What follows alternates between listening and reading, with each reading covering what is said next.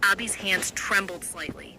After regaining consciousness, the first thought that came to his mind was his family. He had been away from them for several days and had no idea how much panic his disappearance had caused. He looked at Shreya anxiously. Where is my phone? I need to call my grandmother and my mother. They must be extremely worried. I'm thousands of miles away from America, here in India. They probably don't even know whether I'm alive or not. Please, give me my phone. Shreya remained silent for a moment. When I brought you to the hospital, you didn't have a phone with you. I only found your watch and chain. She stood up, opened a nearby drawer, and carefully took out his gold chain and expensive watch. These were with you. I've kept them safe. Abhi glanced at them and shook his head. No, I don't need these right now. Please give me your phone. I just need to make one call. After thinking for a moment, Shreya handed her phone to him. Here. Abhi immediately dialed a number in America. Meanwhile, in America, the atmosphere in his home had become miserable over the past few days. His mother's eyes were swollen from crying. His grandmother spent most of her time praying and weeping. Emma sat with her phone in her hand all day, waiting for a call. The company's stock price continued to fall. Every news channel was running the same headline. Rockstar Abhi Anderson, missing for 3 days. Angela's condition was no better. She was searching for him everywhere. To her, Abhi was not just a friend. She loved him deeply. At that moment, Emma's phone rang. An unknown number flashed on the screen. She ignored it the first time. Then it rang again, and again. Finally, she answered. Hello? A familiar voice came from the other side. Emma. The moment she heard it, her hands began to shake. Brother? Yes, it's me, Abhi. Tears instantly filled Emma's eyes. Brother, where are you? Are you okay? Do you have any idea what's happening here? Mom and Grandma have been crying nonstop. Mom has fainted twice. Brother, where are you? Abhi took a deep breath. He knew that telling the truth would only create more problems. So he lied. I had to leave suddenly for an urgent business matter in another country. My phone got stolen on the way, so I couldn't contact anyone. But where are you? I'm in India. India? Yes. I've been stuck in continuous meetings. I didn't get a chance to call. I just saw the news and realized how worried everyone has become. Tears continued to roll down Emma's cheeks. Brother, are you telling the truth? Yes, I'm completely fine. Nobody kidnapped me. At that moment, Mira's voice echoed from behind. Uncle, come play with me. Abhi froze. On the other end, Emma immediately became suspicious. Brother. Whose voice was that? Thinking quickly, Abhi replied, I'm sitting outside a hotel. A little girl nearby is calling her uncle. You know I don't understand much Hindi, so I don't know exactly what she's saying. Emma seemed slightly reassured. Okay, brother, I'll tell everyone. Just then, their mother's anxious voice came from nearby. Is that Abhi? Give me the phone. Emma quickly handed it over. Abhi! A tearful voice came from the other side. Mom, where are you, son? Are you all right? Did anyone hurt you? Are you injured? Have you eaten? Have you been sleeping? She fired question after question without taking a breath. Abhi's eyes became moist. It had been days since he had heard his mother's voice. Mom, calm down. I'm completely fine. Then why did you leave without telling us? Mom, it was sudden. You didn't even take Angela with you. She's always by your side. At least you could have informed me. Her worry slowly turned into scolding. A faint smile appeared on Abhi's face. For the first time in days, that scolding felt comforting, because it was filled with love. I'm sorry, Mom.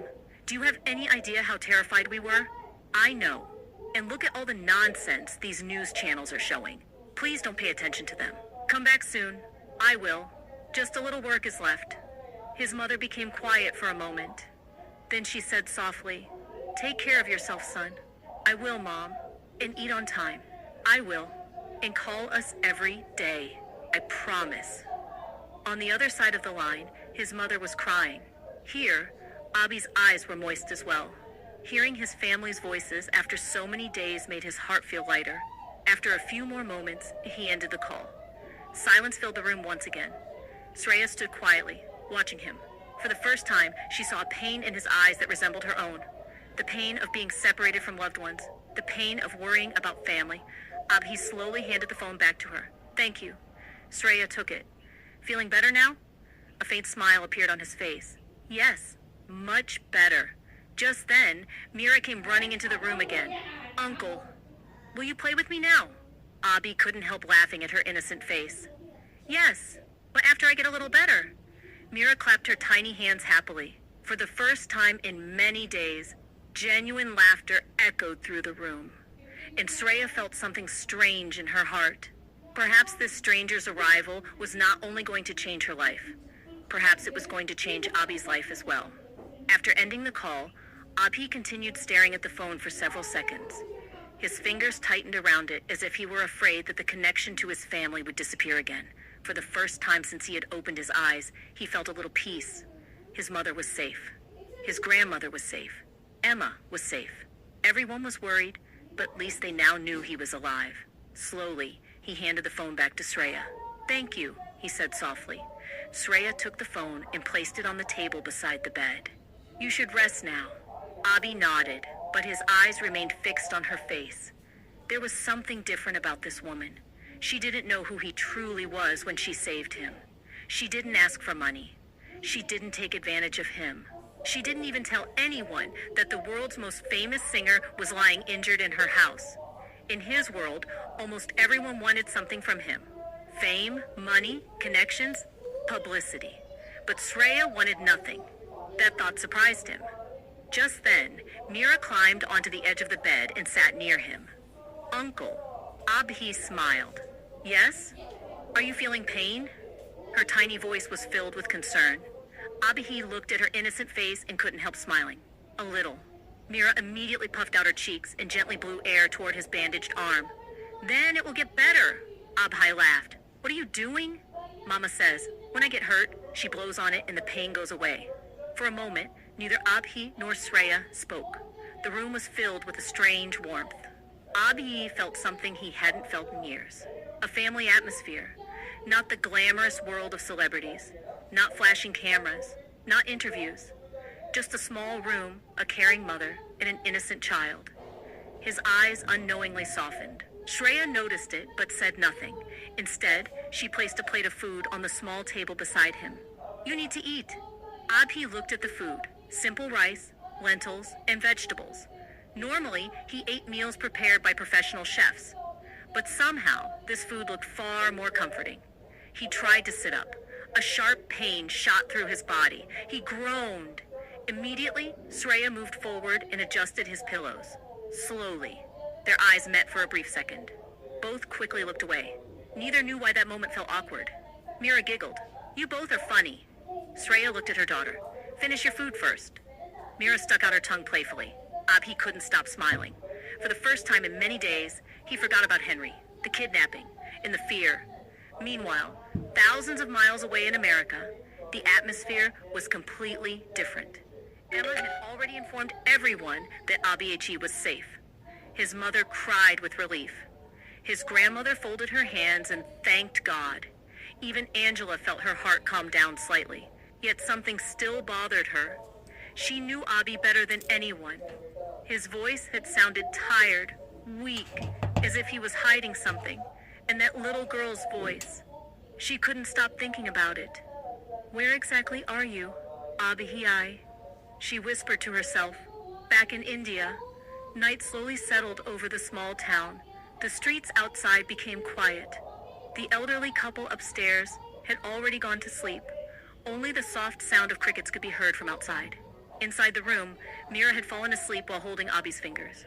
Her tiny hand rested in his palm. Abhi looked at the sleeping child. A strange ache filled his chest. He had achieved everything in life. Success, money, fame, luxury. Yet somehow, looking at this little girl sleeping peacefully beside him made him realize how lonely he had been. His gaze slowly shifted towards Shreya. She was sitting in a chair near the window. Her head rested against the wall. She had fallen asleep while waiting for him. Even in sleep, exhaustion was visible on her face. Abhi remembered the sadness he had seen in her eyes, the pain she tried so hard to hide. He didn't know her story, but he knew one thing. Just like him, she had suffered. Maybe far more than him. Outside, the moonlight entered through the window and illuminated the room. For the first time since his kidnapping, Abhi felt safe. Not because he was protected by security guards. Not because he was rich, but because someone had chosen to help him when she had no reason to do so. As sleep slowly overtook him, one final thought crossed his mind. Perhaps fate had brought him here for a reason, and perhaps meeting Shreya and Mira was not just an accident after all.